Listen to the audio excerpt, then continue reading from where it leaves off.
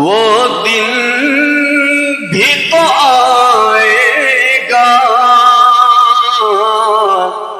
वो रात भी आएगी, दिन गुज़रेगा मक्के में और रात मदीने में, दिन गुज़रेगा मक्के में और रात मदीने में। अल्लाहुम्मा सल्ली सय्यिदिना मौलाना मुहम्मद व अला आली सय्यिदिना मौलाना। অনেক বেশি ভালো লাগে সোনার মদিনা, বলেন অনেক বেশি ভালো লাগে সোনার মদিনা, লাগবেই তো কেন সেথায় শাহে মদিনা, লাগবেই তো কেন সেথায়। জোরে বলেন মারহাবা। অনেক বেশি ভালো লাগে সোনার মদিনা, আমার অনেক বেশি ভালো লাগে সোনার মদিনা, লাগবেই তো কেন সেথায় শাহে মদিনা, বলেন লাগবেই তো কেন সেথায়। আরে পৃথিবীর কত দেশে কত যে গেলাম, কোন জায়গায় কোনখানে শান্তি না পেলাম। পৃথিবীর কত দেশে কত যে গেলাম, কোন জায়গায় কোনখানে শান্তি না পেলাম। শান্তি যদি পেতে চাও চলো মদিনা, হায় হায় শান্তি যদি পেতে চাও চলো মদিনা, লাগবেই তো কেন সেথায় শাহে মদিনা, লাগবেই তো কেন সেথায়। আরে দোয়ায় নবী বলেন আল্লাহ আরজি শোনো না, খানায়ে কাবায় অনেক বরকত দিছো রব্বানা। সুবহানাল্লাহ বলেন। দোয়ায় নবী বলেন আল্লাহ আরজি শোনো না, খানায়ে কাবায় অনেক বরকত দিছো রব্বানা। আরে মদিনাতে দ্বিগুণ বরকত দাও গো ঘোষণা, হায় হায় মদিনাতে দ্বিগুণ বরকত দাও গো ঘোষণা, লাগবেই তো কেন সেথায় শাহে মদিনা, লাগবেই তো কেন সেথায়। শুধু নবীর জিয়ারতে গেলে মদিনায় যাওয়া হবে নবীজির জীবিত অবস্থায়। সুবহানাল্লাহ বলেন। শুধু নবীর জিয়ারতে গেলে মদিনায় যাওয়া হবে নবীজির জীবিত অবস্থায়। এ কথা আমার কথা নয় নবীর ঘোষণা, ভাইরে এ কথা আমার কথা নয় নবীর ঘোষণা, লাগবেই তো কেন সেথায় শাহে মদিনা, লাগবেই তো কেন সেথায়।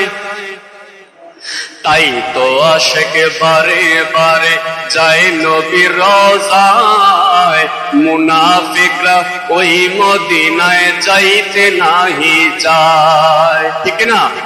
তাই তো আশিক বারে বারে যায় নবীর রওজায়, মুনাফিকরা ওই মদিনায় যাইতে নাহি যায়।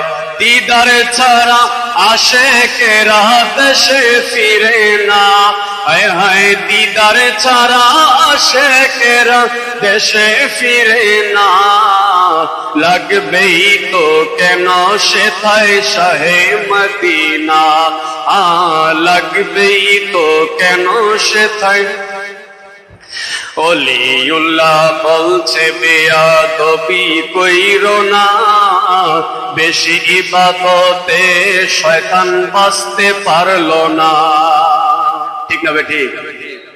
ওলিউল্লাহ বলে বেয়াদবি কইরো না, বেশি ইবাদতে শয়তান বাঁচতে পারলো না। অপরাধ বেয়াদবি কেউ ভুলিও না, বাইরে অপরাধ বেয়াদবি কেউ ভুলিও না। লাগবেই তো কেন সেথায় শাহে মদিনা, বলেন অনেক বেশি ভালো লাগে সোনার মদিনা, আমার অনেক বেশি ভালো লাগে সোনার মদিনা। লাগবেই তো কেন সেথায় শাহে মদিনা, লাগবেই তো কেন সেথায় শাহে মদিনা। সকল বলেন মারহাবা।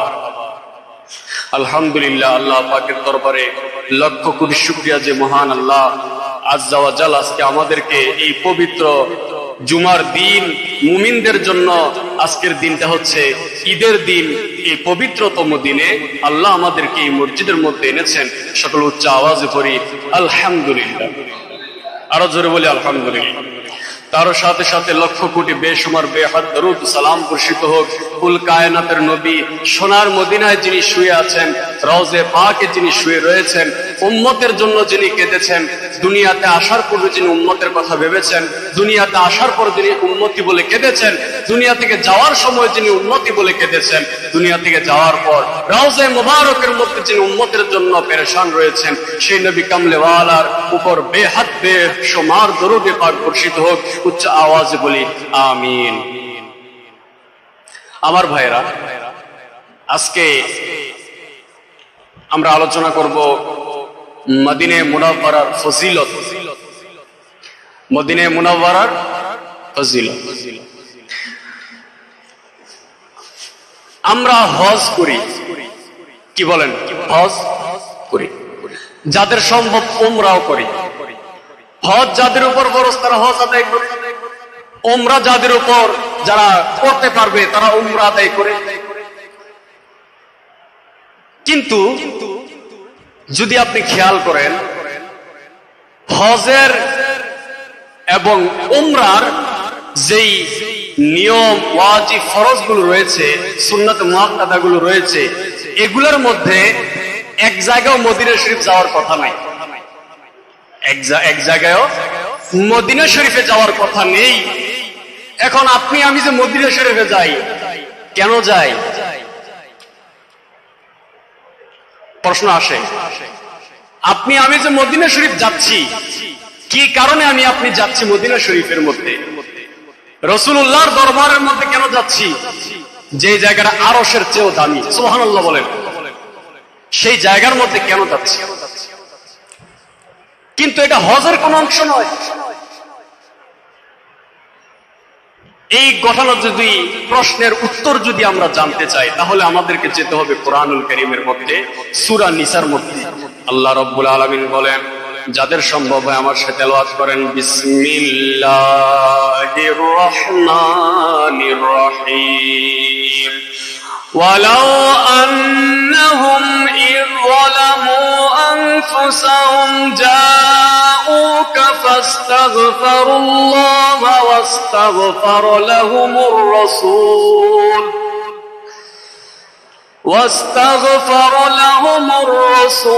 لوجدوا الله توابا رحيما।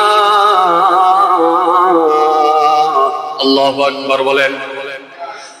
আমার আল্লাহ কুরআনুল কারীম সূরা নিসার মধ্যে আল্লাহ রাব্বুল আলামিন বলেন, আর যদি তারা নিজের উপর জুলুম করে বসে, আর আপনি নবীর দরবারের মধ্যে এসে আল্লাহর কাছে ক্ষমা প্রার্থনা করে এবং রসুল যদি তাদের জন্য আল্লাহর দরবারে সুপারিশ করে দেয়, তো আল্লাহ রাব্বুল আলামিন বলতেছেন লাওয়াজাদুল্লাহ তাওয়াবার রহিমা, তাহলে আল্লাহ তাআলাকে তারা তওবা গ্রহ কবুলকারী হিসাবে, দয়াবান হিসাবে তাদেরকে পেয়ে যাবে। একটু আওয়াজ দিয়ে বলেন সুবহানাল্লাহ।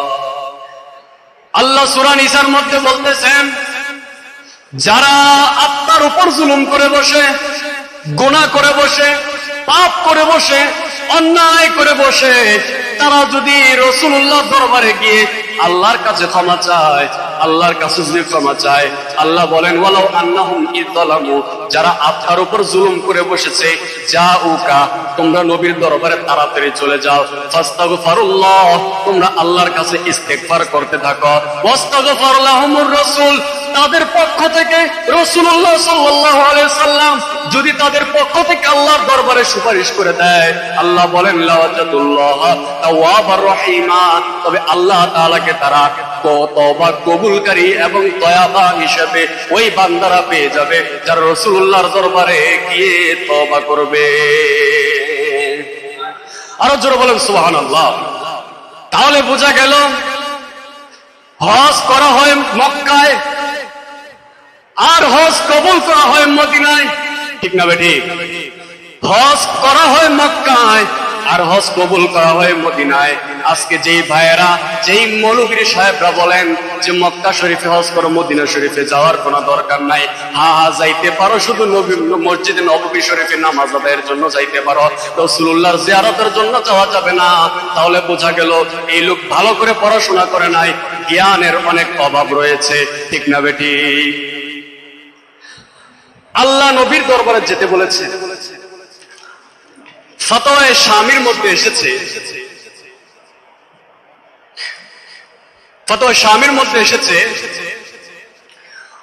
ইলামু আন্নাল মদিনাতাল মুনাওয়ারা লাহা ফাদাইলু লিআন্নাহা দারু হিজরতি হাবিবি রাব্বিল আলামিন, যারা বলেন সাল্লাল্লাহু আলাইহি ওয়াসাল্লাম, ওয়া ফিহা রাওদাতুহু আল্লাতী আফদালু ইউবাকিল আরদি বাল আফদালু মিনাল কাবাতি ওয়াল আরশি ওয়াল কুরসি, যারা বলেন মারহাবা। ফতোয়া শামি শরীফের মধ্যে বলা হচ্ছে মদিনা মুনাওয়ারার অনেক ফজিলত রয়েছে। আর এটা কেমন? আল্লাহ রাব্বুল আলামিনের তার প্রিয় হাবিবের এই হিজরতের যে স্থানটা, যেখানে রাসূলুল্লাহ রওজা শরীফ রয়েছে, পৃথিবীর সকল জায়গা থেকে উত্তম। এবং বলা হচ্ছে কাবা শরীফ, আরশ, কুরসি থেকে এই মদিনা মুনাওয়ারা হাবিবুল্লাহ যে জায়গার মধ্যে শুয়ে রয়েছেন, মসজিদে নববী শরীফ, মসজিদে হাবিবুল্লাহ যেখানে শুয়ে রয়েছেন, রওজে আকদাস, রওজে মুনাওয়ারার মধ্যে যে হাবিব শুয়ে রয়েছেন, এই হাবিবের কারণে এই মসজিদে, এই মদিনা শরীফটা আরশ, কুরসি থেকে, কাবা শরীফ থেকে এই জায়গাটা উত্তম। জোরে বলেন সুবহানাল্লাহ। এটা আমার কথা না, কিতাবের কথা। ফতোয়া শামির মধ্যে বলা হয়েছে যে মদিনা শরীফ হচ্ছে সব কিছু থেকে আফজল। জোরে বলেন মারহাবা। আমার ভাইয়েরা, আমার মুরব্বী বাবারা, হাদিসে পাকের মধ্যে বলা হয়েছে وعن أبي هريرة رضي الله تعالى عنه أن رسول الله صلى الله عليه وسلم قال إن الإيمان لا يأرز إلى المدينة كما تأرز الحياة إلى حجرها متفق عليه। حديث পাকের মধ্যে হযরত আবু হুরায়রা রাদিয়াল্লাহু তাআলা আনহু থেকে হাদিসে পাক, তিনি বলেন নিশ্চয় ঈমানদার মদিনা শরীফের দিকে প্রত্যাবর্তন করবে যেমন ভাবে তার গর্তে সাপ তার গর্তের মধ্যে প্রত্যাবর্তন করে ফেলে, ঈমানদার মদিনা শরীফের দিকে সেইভাবে প্রত্যাবর্তন করতে থাকবে। মানে ঈমানদারের রূহটা, ঈমানদার শুধুমাত্র ওই মদিনা শরীফের দিকে টানতে থাকবে। আওয়াজ দিয়ে বলেন সুবহানাল্লাহ। আমার ভাইরা, ও আমার মুরব্বী বাবারা, পৃথিবীর জমিনের মধ্যে একটা জান্নাত রয়েছে, বুঝতে পারছেন? পৃথিবীর জমিনের মধ্যে একটা জান্নাত রয়েছে। আপনি যদি বলেন হুজুর এই জান্নাতটা কই, আমরা জানি জান্নাত হচ্ছে আল্লাহ ইন্তেকালের পরে হাসর নসর করার পরে আল্লাহ আমাদেরকে জান্নাত দিবেন, কিন্তু আপনি বলতেছেন পৃথিবীর জমিনের মধ্যে একটা জান্নাত রয়েছে। অবাক হলেন না? আর পৃথিবীর মধ্যে জান্নাত কই থাকবে? অবাক হয়ে গিয়েছি আমরা। আর হুজুর কি বলে? দলিল হাদিসে পাকের মধ্যে রয়েছে, বুখারী শরীফের মধ্যে হাদিস, وعن أبي هريرة رضي الله تعالى عنه عن النبي صلى الله عليه وسلم قال ما بين بيتي ومنبري روضة من رياض الجنة ومنبري على حوضي رواه البخاري। একটু আওয়াজ দিয়ে বলেন মারহাবা। হাদিসে পাকের মধ্যে হাবিব সাল্লাল্লাহু আলাইহি ওয়াসাল্লাম বলেন, قال ما بين بيتي ومنبري روضة من رياض الجنة। হুজুর বলেন আমার ঘর এবং আমার মিম্বর পর্যন্ত মধ্যবর্তী যে জায়গাটা রয়েছে ওই জায়গাটা হলো দুনিয়ার জমিনের মধ্যে এক টুকরা রিয়াজুল জান্নাহ। আওয়াজ দিয়ে বলেন সুবহানাল্লাহ। হাজিগণ বলো তো দেখি মদিনা লেগেছে কেমন, মদিনা লেগেছে কেমন। সুবহানাল্লাহ বলেন। আমার ভাইরা, পৃথিবীর জমিনের মধ্যে একটা মাত্র জায়গা রয়েছে যেটাকে আল্লাহর হাবিব নবী পাক সাল্লাল্লাহু আলাইহি সাল্লাম বলেছেন এটা হচ্ছে জান্নাত। আর আল্লাহ বললেন হাবিব আপনি যেহেতু বলে দিয়েছেন এটা জান্নাত, আমি আল্লাহ ঘোষণা করে দিলাম এই জায়গাটা হয়ে গেল রিয়াজুল জান্নাত। হাবিব আপনি বলেছেন আর আমি আল্লাহ এটার মধ্যে সত্যায়ন করে দিলাম। একটু জোরে বলেন সুবহানাল্লাহ। আমি যদি বলি যে এই জায়গাটা জান্নাত, আপনারা বলবেন যে হুজুর এটা হতে পারে না। আপনি কিভাবে জান্নাতের ঘোষণা দেন? পৃথিবীতে জান্নাত আরেকজন বানাইছিল, সাদ্দাত। সে জান্নাত বানাইছিল, কিন্তু ওই জান্নাতে মানে যা প্রয়োজন সুন্দর সুন্দর বালাখানা, এটা ওটা, সুন্দরী নারী সবকিছু ওইটার মধ্যে রাখছে, কিন্তু কদম দেওয়ার আগে আজরাইল এসে রূহটা কবজ করে নিয়ে নিয়েছে। জোরে বলেন নাউজুবিল্লাহ। কিন্তু আল্লাহর নবী যখন বললেন যে এটা জান্নাত, আল্লাহর হাবিব আল্লাহ পাক রব্বুল আলামিন বললেন হাবিব আপনি যেহেতু বলেছেন এটা জান্নাত, আমি আল্লাহ এটা ডিক্লেয়ার করে দিলাম, এটার মধ্যে আমি আল্লাহ সত্যায়ন করে দিলাম এটা জান্নাত, এটা হচ্ছে রিয়াজুল জান্নাহ। আপনারা যারা মদিনা শরীফে যাবেন আপনারা দেখবেন হাবিব সাল্লাল্লাহু আলাইহি সাল্লামের যেই রওজা শরীফ, নবীজির রওজা শরীফ থেকে মিম্বর শরীফ পর্যন্ত, নবীজির ঘর হুজরা শরীফ থেকে মিম্বর শরীফ পর্যন্ত এই জায়গাটাকে বলা হয় রিয়াজুল জান্নাহ। এই রিয়াজুল জান্নাহ এখনো রয়েছে। এবার আসেন আল্লাহর নবী সাল্লাল্লাহু আলাইহি ওয়াসাল্লামের একটা হাদিস। আল্লাহর হাবিব সাল্লাল্লাহু আলাইহি ওয়াসাল্লাম বলেন আল্লাহুম্মা জাআল বিল মদিনাতি দিফাই মা জাআলতা বিমাক্কাতা বিল মিনাল বারাকাহ। মুত্তাফাকুন আলাইহি। আল্লাহর নবী সাল্লাল্লাহু আলাইহি ওয়াসাল্লাম একবার দোয়া করতেছেন, আল্লাহর কাছে হাত তুলে নবী মুস্তাফা দোয়া করেন।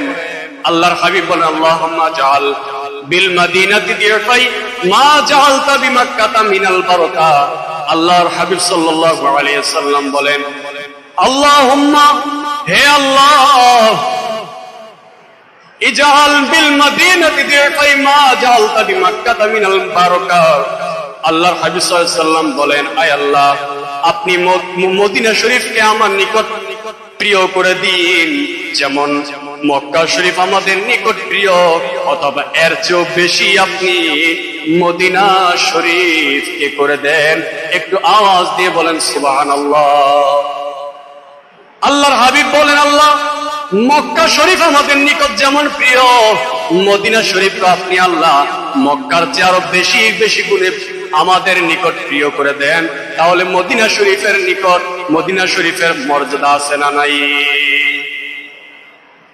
এবং বলেছেন আরেকটা হাদিসের মধ্যে যে বেশি বেশি আল্লাহর হাবিব বললেন আরেকটা হাদিস পাকের মধ্যে যে আল্লাহ এই মদিনা শরীফের আবহাওয়ার মধ্যে আবহাওয়াটা আমাদের জন্য স্বাস্থ্যকর করে দেন, আবহাওয়াটা আমাদের জন্য স্বাস্থ্যকর করে দেন। আজকে বিজ্ঞানও তাই বলছে, নিউজে এসেছে যে পৃথিবীর মধ্যে সবচেয়ে স্বাস্থ্যকর আবহাওয়ার জায়গা হচ্ছে সোনার মদিনা শরীফ। মদিনা শরীফই হচ্ছে সবচেয়ে পৃথিবীর জমিনের মধ্যে সবচেয়ে স্বাস্থ্যকর জায়গা মদিনা শরীফ। কেন? আল্লাহ রসুল দোয়া করেছেন তো, এই জন্য আল্লাহ এই জায়গাটাকে স্বাস্থ্যকর বানিয়ে দিয়েছে। এবং হাদিসে পাকের মধ্যে আল্লাহর নবী তো বললেনই, আল্লাহুম্মা জাআল বিল মদিনাতি দিরতাই মা জাআলতা বিমাক্কাতা মিনাল বারাকা। হে আল্লাহ, আপনি মক্কা শরীফ যে বরকত দান করেছেন, মদিনাতে আরো বেশি বরকত দান করেন। সুবহানাল্লাহ বলেন, আরো জোরে বলেন সুবহানাল্লাহ। দোয়ায় নবী বলেন, আল্লাহ আরজি শোনো না, খানায়ে কাবায় অনেকে বরকত দিছ রব্বানা। সুবহানাল্লাহ বলেন। দোয়ায় নবী বলেন, আল্লাহ আরজি শোনো না, খানায়ে কাবায় অনেকে বরকত দিছ রব্বানা। আরে মদিনাতে দ্বিগুণে বরকতে দাও গো ঘোষণা। হায় হায় মদিনাতে দ্বিগুণে বরকতে দাও গো ঘোষণা। লাগবেই তো কেন সে তাই শাহে মদিনা। সবাই বলেন, অনেক বেশি ভালো লাগে সোনার মদিনা। আমার অনেক বেশি ভালো লাগে সোনার মদিনা। লাগবেই তো কেন সে তাই শাহে মদিনা। লাগবেই তো কেন সে তাই শাহে মদিনা। আল্লাহুম্মা সাল্লি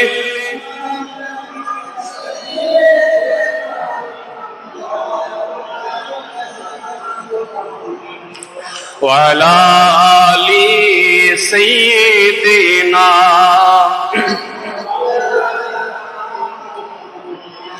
আমার ভাইরা, বুখারী শরীফের মধ্যে আরেকটি হাদিসে পাক রয়েছে, 1852 নম্বর হাদিসের মধ্যে বলা হয়েছে, ওয়ান ওমর রাদিয়াল্লাহু তাআলা আনহু ক্বালা আল্লাহুম্মা রযুকনি শাহাদাতান ফি সাবিলিকা ওয়াজআল মাউতি ফি বিলাদাতি রাসূলিকা।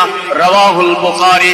বুখারী শরীফের 1852 নম্বর হাদিসে পাকের মধ্যে বলা হয়েছে, হযরত ওমর রাদিয়াল্লাহু তাআলা আনহু, আমার নবীর প্রিয় একজন সাহাবী, ইসলামের যিনি দ্বিতীয় খলিফা, হযরত ওমর রাদিয়াল্লাহু তাআলা আনহু আল্লাহ রাব্বুল আলামিনের কাছে দোয়া করতেছেন, আল্লাহুম্মা রযুকনি শাহাদাতান ফি সাবিলিকা।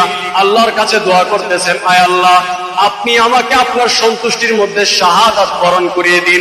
জোরে বলেন সুবহানাল্লাহ। ওয়াজআল মাউতি ফি বিলাদাতি বিলাদি রাসূলিকা। হযরত ওমর বলতেছেন, এবং আমার মৃত্যু আপনার রাসূলের এই প্রিয় শহর মদিনা শরীফে আমি হযরতে ওমরের মৃত্যুটা আপনি আল্লাহ নসিব করে দেন। সুবহানাল্লাহ বলেন। দুই সাথীকে পাশে নিয়ে হায় ঘুমিয়ে আছো নিঝুম নিরালায়, সারা দাও রাসূলুল্লাহ, ডাকে আসে কো তোমায়, ডেকে লাও রাসূলুল্লাহ, রওজা পাকের কিনারে। হযরত ওমর আল্লাহর কাছে দোয়া করেছেন, আল্লাহ আমাকে মদিনা শরীফের মধ্যে তোমার নবীর যেই জায়গার মধ্যে রয়েছে, আল্লাহ আমাকে ওই জায়গার মধ্যে ইন্তেকাল নসিব করো।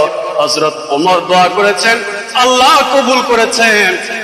যারা হাজির রয়েছেন আপনারা দেখবেন মদিনা শরীফে আল্লাহর হাবিবের রওজে মুবারকের পাশে দুইটা মাজারে পাক রয়েছে। একটা হচ্ছে হযরত আবু বকর সিদ্দিকের, আরেকটা হচ্ছে হযরত সাইয়্যিদুনা ফারুক আযম রাদিয়াল্লাহু তাআলা আনহু। একটা হযরতে আবু বকরের, আরেকটা হচ্ছে হযরতে ফারুক আযম রাদিয়াল্লাহু তাআলা আনহু। কেন? ফারুক আযম দোয়া করেছেন, নবীকে বেশি মহব্বত করেছেন, আর আল্লাহ সেই মহব্বত ভালোবাসা কবুল করেছেন। জোরে বলেন মারহাবা। আরেকটা হাদিসে পাকের মধ্যে রয়েছে, আরেকটা হাদিসে পাকের মধ্যে রয়েছে ওয়াকালা রাসূলুল্লাহ সাল্লাল্লাহু আলাইহি ওয়াসাল্লাম লা ইয়াসবিরু আলা লাওয়াইহা ওয়া শিদ্দাতিহা আহাদুন ইল্লা কুনতু লাহু শাহীদান আও শাফিআন ইয়াউমাল কিয়ামা। রাওয়াহু মুসলিম।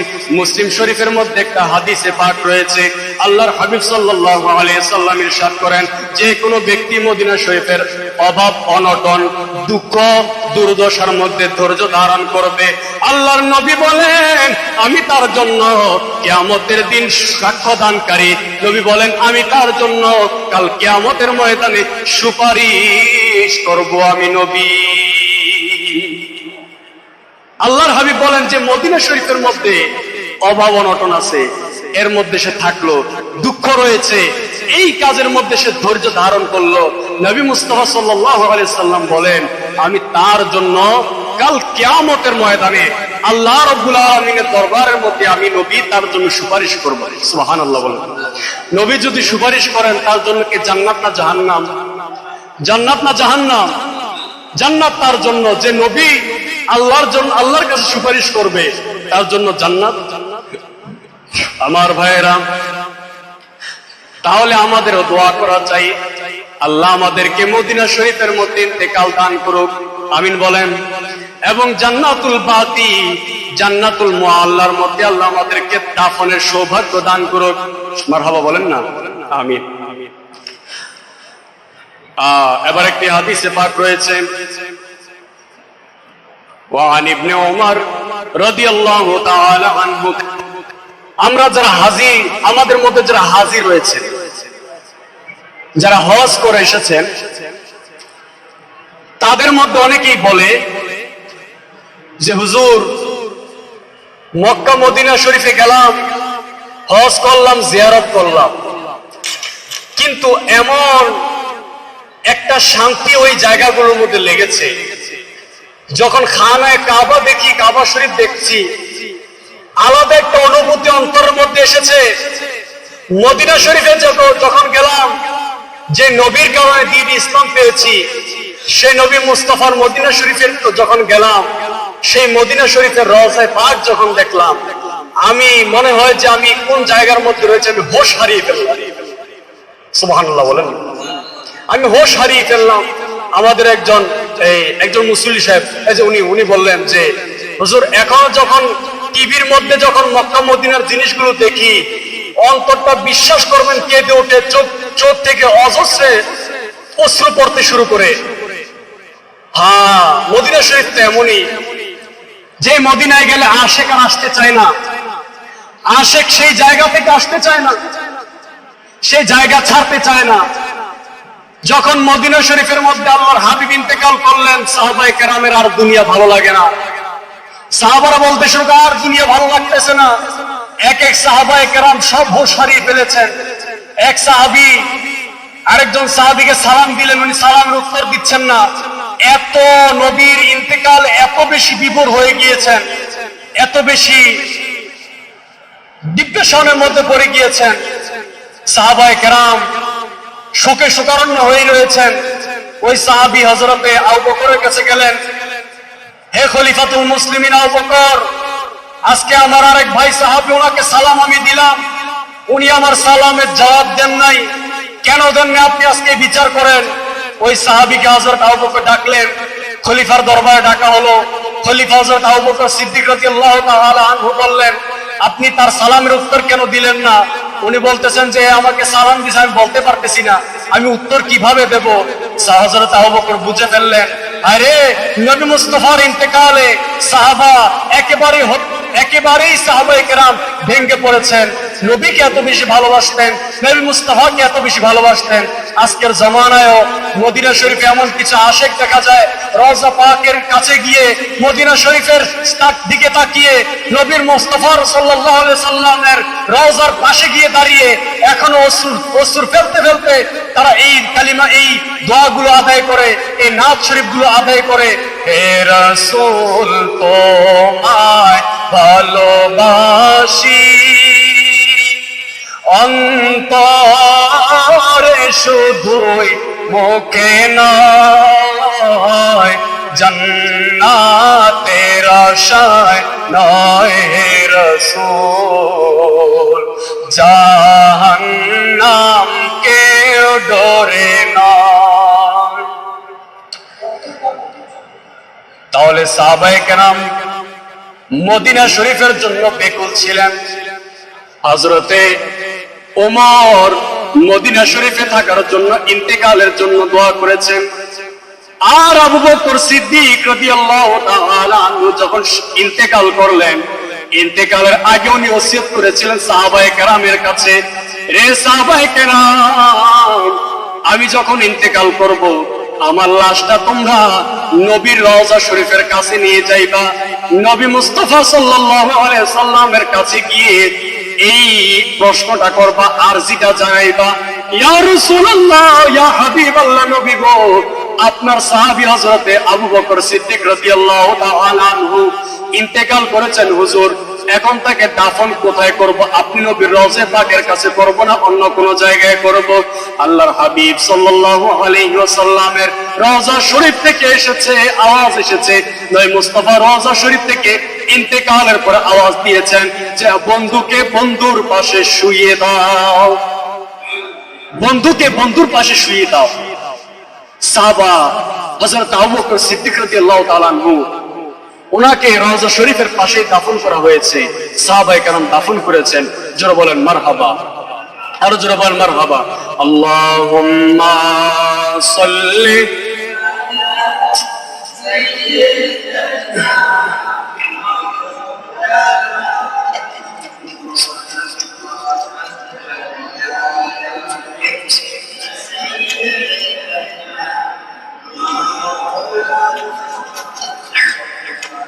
আল্লাহুম্মা সাল্লি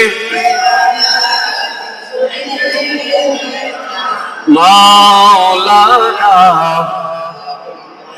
মাতে ওয়ালা আলি সাইয়্যিদিনা।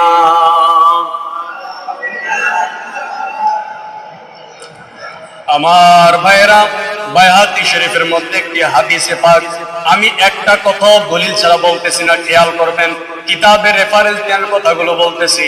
বাইহাকি শরীফের মধ্যে ওয়ান ইবনে উমর রাদিয়াল্লাহু তাআলা আনহু মারফুআন মান হাজ্জা ফাজারা কবরি বা'দা মাউতি কানা কামান জারানি ফি হায়াতি, রাওয়াহুল বাইহাকি। বাইহাকি শরীফের মধ্যে বলা হয়েছে, নবী পাক সাল্লাল্লাহু আলাইহি ওয়াসাল্লাম ইরশাদ করেছেন, যে ব্যক্তি হজ করবে অতঃপর আমার ইন্তেকালের পর আমার রওজা শরীফ জিয়ারত করবে, সে ওই ব্যক্তির মতো হবে যে আমার জীবদ্দশায় হায়াতে জিন্দেগিটা আমি নবী থাকতে যেইভাবে আসতো, সে তেমন ভাবে ইন্তেকালের পরে আসলেও আমি নবীর হায়াতে জিন্দেগির মতো হয়ে যাবে। জোরে জোরে বলেন সুবহানাল্লাহ, আরো জোরে বলেন না সুবহানাল্লাহ। আরেক হাদিসে পাকের মধ্যে রয়েছেন, নবী করিম সাল্লাল্লাহু আলাইহি ওয়াসাল্লাম ইরশাদ করেন, হাদিসে পাকের মধ্যে ইরশাদ হয়েছে, মান যারা কবরি ওয়াজাবাত লাহু শাফাআতি। নবীজি সাল্লাল্লাহু আলাইহি সাল্লাম বলেন, যে ব্যক্তি আমার রওজা শরীফ জিয়ারত করলো সেই ব্যক্তির জন্য জান্নাত, সে ব্যক্তির জন্য আমি নবীর সুপারিশ করাটা ওয়াজিব হয়ে যাবে, তার জন্য আমার শাফাত করাটা ওয়াজিব হয়ে যাবে। আজকে সেই মদিনা শরীফে আশেকেরা যায় নবীর জিয়ারত পাওয়ার জন্য, কিন্তু মুনাফিকরা সেই মদিনা শরীফে যেতে চায় না। এমন এমন কিছু মৌলভী সাহেবকে ওই জায়গার মধ্যে ফিট করে দিয়েছে, এমন কিছু মুনাফিকদেরকে ওই মদিনা শরীফে রয়েছেন।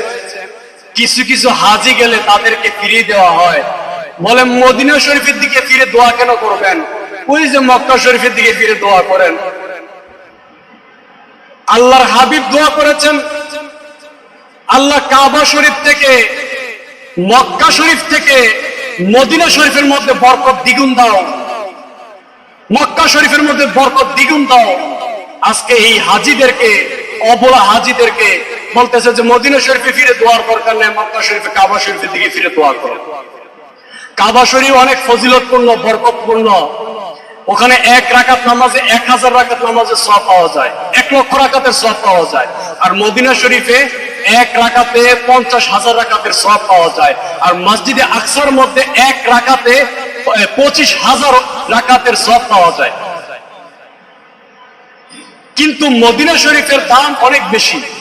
ফতোয়া শামির মধ্যে, যেটা আমি পূর্বে দলিল ভিত্তিক বলেছি, যে ফতোয়া শামির মধ্যে বলা হয়েছে যে এই মদিনা শরীফ আরশ, কুরসি, সমস্ত কিছু থেকে এবং কাবা শরীফ থেকে বেশি মর্যাদাবান। কারণ আল্লাহ রসুল, যিনি কাবার কাবা, সেই সোনার মদিনার মধ্যে রওজা মুনাওয়ারার মধ্যে আল্লাহ হাবিব শুয়ে রয়েছেন।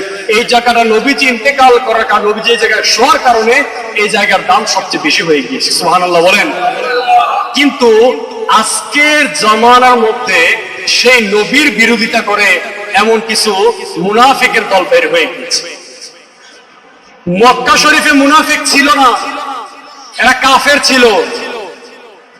কিন্তু মদিনা শরীফে আসার পর মুনাফিক হয়ে গিয়েছে। আর এই মুনাফিক হচ্ছে কাফের চেয়ে বেশি ভয়ঙ্কর। আপনার যদি শত্রু থাকে বাহিরের, আপনি তার সম্বন্ধে বুঝবেন যে কে কখন হামলা করবে না করবে, এটা বুঝতে পারবেন। কিন্তু ঘরে ইন্দুর যখন বেড়া কাটবে, তখন আপনি আর টের পাইতেন না। ঘরের লোক যখন আপনার বিরুদ্ধে লেগে যাবে, এটা কি আপনি বলতে পারবেন? পারবেন না। এই আমাদের মতো কিছু লেবাসধারী কিছু মৌলবী সাহেবরা আজকে রাসূলুল্লাহ সাল্লাল্লাহু আলাইহি সাল্লামের বিরোধিতা করে ইহুদি খ্রিস্টানদের দালাল হয়ে আজকে নবীর বিরুদ্ধে কথা বলতেছে, ইসলামকে ধ্বংস করার জন্য মুসলমানদের মধ্যে ফিতনা সৃষ্টি করে বেড়াচ্ছে, বলে মদিনা শরীফ যাওয়ার কোনো দরকার নাই। এই করতে করতে করতে করতে আজকে বাংলাদেশে পর্যন্ত তারা এসে পড়েছে। আমি আপনাদেরকে সতর্ক করার জন্য আমি আপনাদেরকে দুইটা জিনিস আমি আপনাদেরকে দেখাই। এই বইটা হচ্ছে, যেটা আপনারা দেখতেছেন, এই বইটা হচ্ছে আলিয়া মাদ্রাসার 10ম শ্রেণীর, দাখিল 10ম শ্রেণীর আকাইদ বই, আকাইদ ও ফিকহ। এই বইয়ের মধ্যে আগে খেয়াল করেন, এই সূচির মধ্যে দেওয়া আছে যে দ্বিতীয় ভাগ, আল ফিকের দ্বিতীয় ভাগের মধ্যে বলা, এই অধ্যায়ের মধ্যে 5ম পরিচ্ছেদের মধ্যে রয়েছে মদিনা মুনাওয়ারা ও পবিত্র স্থান সমূহের মর্যাদা। এই জিনিসটা দেওয়া রয়েছে আগের যে বই ছিল এই বইয়ের মধ্যে। আপনারা জানেন বই এখন সংস্কার করা হয়েছে, কিছু কিছু বই। এর মধ্যে এই আকাইদ বইটাও সংস্কার করেছে কিছু কিছু মৌলবী সাহেবরা। এটা হচ্ছে নতুন বই, হাসিনা সরকার যাওয়ার পরে এটা হচ্ছে নতুন বই। এই নতুন বইয়ের মধ্যে 1, 2, 3, 4, 5ম অধ্যায়, যেটা মদিনা শরীফের যে ফজিলত, মদিনা মুনাওয়ারার যে বিশিষ্ট স্থানগুলো রয়েছে, এই স্থানগুলো এই বই থেকে কেটে দেওয়া হয়েছে। নাউজুবিল্লাহ বলবেন না?